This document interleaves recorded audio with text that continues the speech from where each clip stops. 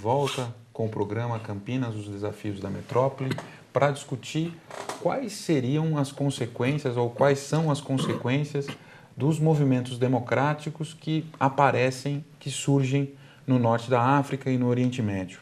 Para fazer essa discussão, temos aqui o professor Mohamed Habib, que é pró-reitor de Extensão e Assuntos Comunitários da Unicamp e foi professor e pesquisador da Universidade de Alexandria, no Egito.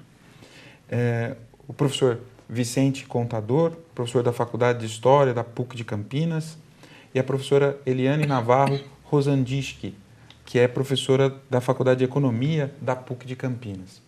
No final do bloco anterior, partíamos para a discussão do que seria a vida digna pensada sob a ótica da ecologia e da democracia. É possível desassociar, é possível pensar num mundo ecologicamente equilibrado, num desenvolvimento sustentável, sem haver a vida digna pensada como efetivação de direitos sociais. Nós temos recentemente decisões da Corte Europeia de Direitos Humanos que, apesar de não ter na sua estrutura, no seu tratado internacional, nenhuma linha sobre direito ambiental, sobre proteção ao meio ambiente, ela tem inúmeras decisões sobre a necessidade de proteção ambiental baseada no artigo 4º da Convenção Europeia de Direitos Humanos de 1950, que fala exclusivamente da vida digna. Professor, é possível fazer essa dissociação ou a saída seria pensar isso tudo em conjunto?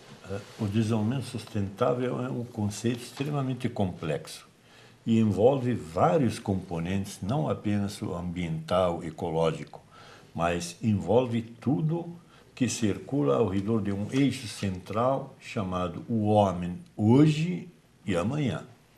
Portanto, essa visão do futuro sobre a nossa espécie e a população humana, ela envolve tanto questões ambientais como questões de relações entre os homens no tempo e no espaço. Então, lida com questões tanto nos acordos e nas relações de hoje entre países, como também visando sempre o futuro, porque o direito daqueles que ainda estão por nascer também está incluído. Portanto, não cabe a nós legislar sobre o ambiente de hoje, os recursos de hoje, onde subentende que eles estão apenas sob a nossa custódia, mas não são propriedades nossas. Mas nós temos um compromisso para lidar com isso e preservar isso para as futuras gerações. A partir daí, nós vamos entender que a expectativa que a academia já destacou isso em mais de um momento, e que também a própria sociedade civil planetária hoje está desejando, é exatamente isso, que os estrategistas, os formadores de opinião, os governantes, as forças presentes, sejam econômicas, sejam governamentais, os próprios organismos internacionais que precisam passar por uma grande reforma para se adequarem a esse novo conceito, olhando para um futuro melhor do que o presente, isso tudo nos leva a entender que está na hora, sim, de entender que aquilo que aparecia no Ocidente, que sustentava esse desejo de sustentabilidade, que era a questão ambiental, aquecimento global, mudanças climáticas, aquela coisa toda, hoje o mundo está vendo que isso não é o suficiente, porque as desigualdades, os regimes autoritários não democráticos, a exclusão social, não só entre indivíduos e comunidades, mas até entre países, né, começa a falar mais forte. Para nós não sermos justos, de jeito que eu falei do número, né, do consumo de recursos energéticos e minerais dos Estados Unidos, vamos ampliar um pouco esse quadro para entender essa questão. Nós temos menos de 20% da humanidade, que são os ditos chamados países centrais, onde tem a proporção mais confortada da população humana, ela consome de riquezas da natureza mais de 80% das suas riquezas. Então, o quadro precisa ser mudado. Então, esses que têm demais, que consomem demais, precisam entender que eles estão também se colocando nessa situação de risco, né? Então, quando eles abrem a mão um pouco do conforto para tirar um pouco do sofrimento dos outros, eles estão também construindo o seu próprio futuro, não apenas o futuro dos que estão sofrendo, porque o barco é um só, o oceano é um só. Se esse barco furar, todo mundo vai mergulhar. Eu queria só acrescentar uma coisa. Eu acho que nessa sua questão, você colocou a noção de ecologia, democracia, como que isso pode transformar. E eu acho que isso é a chave para uma reflexão sobre uma mudança nas relações de produção, na forma de produção, na forma de... Eu acho que o discurso ecológico, pensando o que dá esse poder a essas ditaduras aí dentro do Oriente Médio, está muito relacionado à posse de um recurso natural que é muito precioso, que dá sustentação a essa forma de produção, que é uma forma predatória, né? Nós já falamos, retirar um recurso que está no fundo, não tem sentido. Que tal pensar numa tecnologia mais limpa, numa outra forma de sustentar esse padrão de produção? Essa busca, que provavelmente passa por não vai ser resolvida agora, mas já está dando sinais de alguns, vai mudar, inclusive, a força dessas ditaduras, porque elas estavam sustentadas num recurso que era precioso. Então, a discussão da ecologia, pensada no ambiente democrático, é a única forma de transformar isso e talvez tirar o poder e criar, talvez, uma sociedade com outro parâmetro de organização, né? Exato. Agora, mas para que isso se efetive de fato, né, a democracia, entendo eu, ela precisa sair do seu plano formal, não é isso? E entrar para o plano da democracia social e econômica, não é isso? Com distribuição de rendas, e não apenas distribuição de renda, porque quando se fala em distribuição de renda, todo mundo fica pensando, então vai todo mundo ter um poder de consumo maior, então vão consumir mais, né, bens e etc., e vai aumentar a exploração do ambiente. Não, mas é também o que nós temos que entender quando falamos de democracia social e democracia econômica, é a distribuição, como foi já colocado aqui pelo professor Mohamed, o acesso, não é isso, ao conhecimento, que é através da educação do conhecimento que nós vamos aprender justamente a manusear com o meio ambiente, saber preservá-lo e alcançar, quem sabe, uma forma de, um tipo de economia autossustentada. Mas o problema é que um modelo de desenvolvimento que hoje existe pressupõe concentração. Né? Exato. E concentração de capital. Exato. E o conhecimento é tratado como um capital. E aí então é algo que tem um valor econômico, não um valor social. Então concentra muito, né?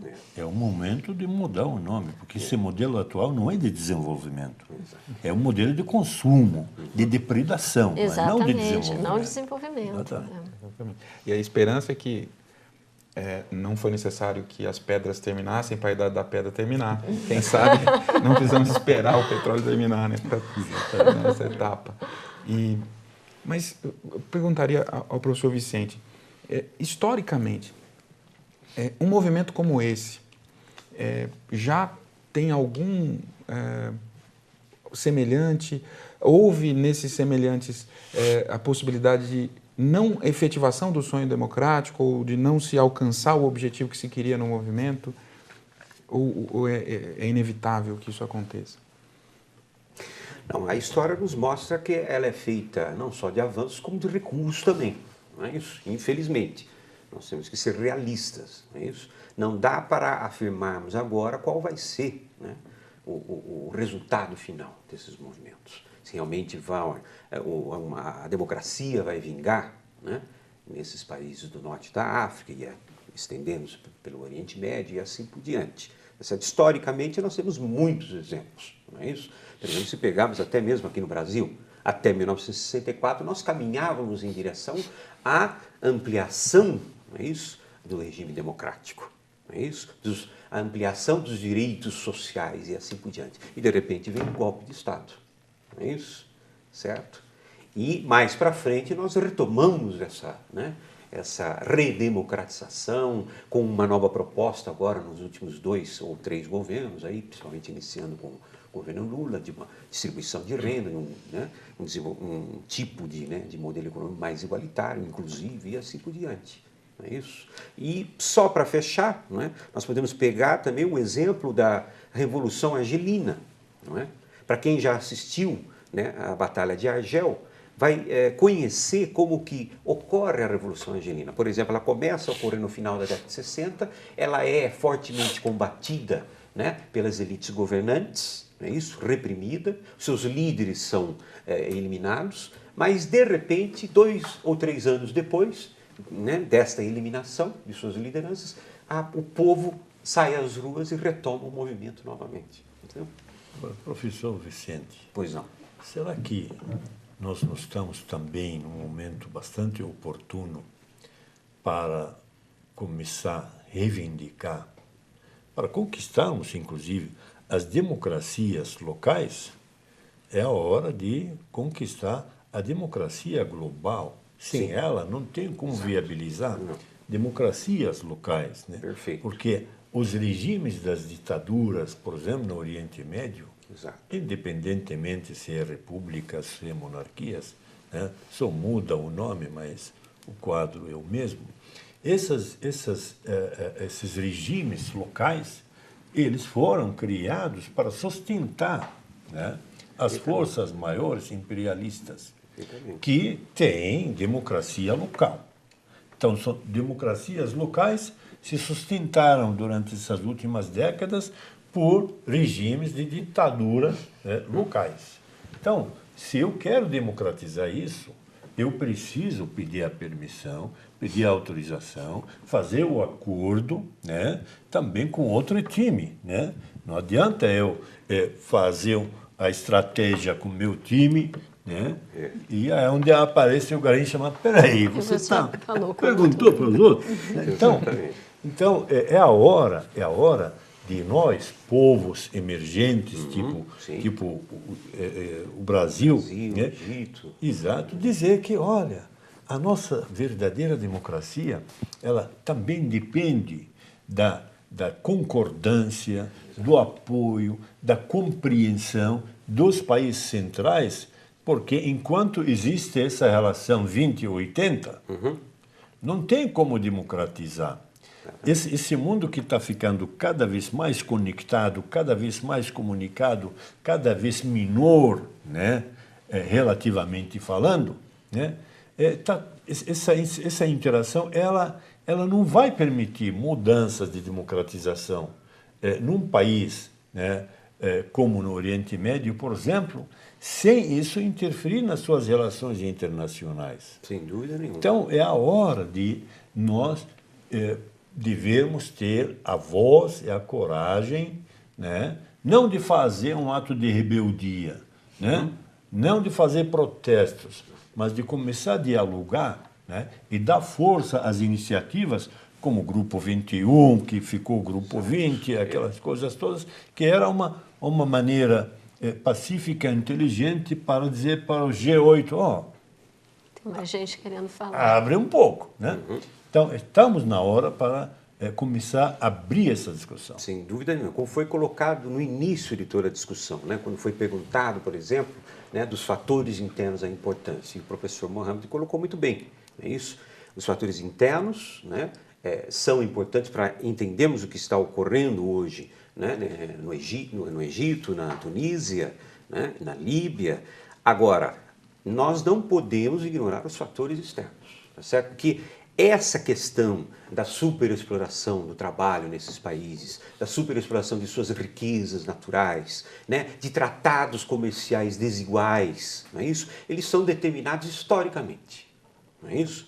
E que nós podemos até colocar como um marco desde o início do novo período de colonização, não é isso, dos países europeus, né, que é chamado de neocolonialismo, que praticamente começa em inícios do século XIX, e no qual os Estados Unidos participam também, juntamente com o Japão, que estão ascendendo enquanto potências industriais nesse momento, né?